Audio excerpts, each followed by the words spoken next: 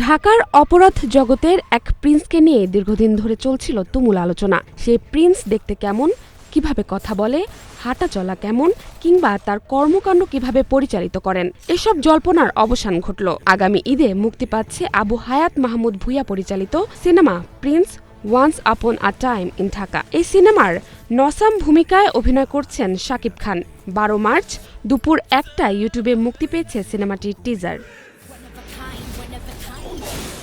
টিজারে গ্যাংস্টারের রূপে দেখা গেছে শাকিব খানকে। শুরুতেই দেখা যায় ঢাকার আন্ডারওয়ার্ল্ডের অপরাধের চিত্র। এরপরই দৃশ্যপটে হাজির হন প্রিন্স চরিত্রের অভিনেতা শাকিব খান। লম্বা চুল, চোখে সানগ্লাস, অ্যাকশনের মেজাজে প্রিন্স গুলিতে ধরাশায়ী করেন প্রতিপক্ষ আর আইন শৃঙ্খলা রক্ষাকারী বাহিনীর সদস্যদের। টিজারে শাকিবের আরেকটি চেহারা সামনে এসেছে, তুলনামূলক ছোট চুল, লুকও ভিন্ন। এটি কি প্রিন্সের আগের গল্প নাকি দ্বৈত চরিত্র, সেটা অবশ্য স্পষ্ট করা হয়নি।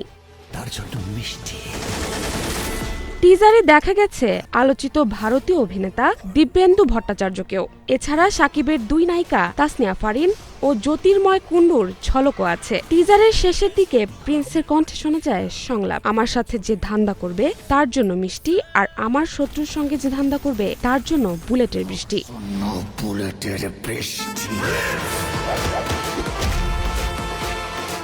জাহরা জেবিন তন্নি, নাগরিক প্রতিদিন।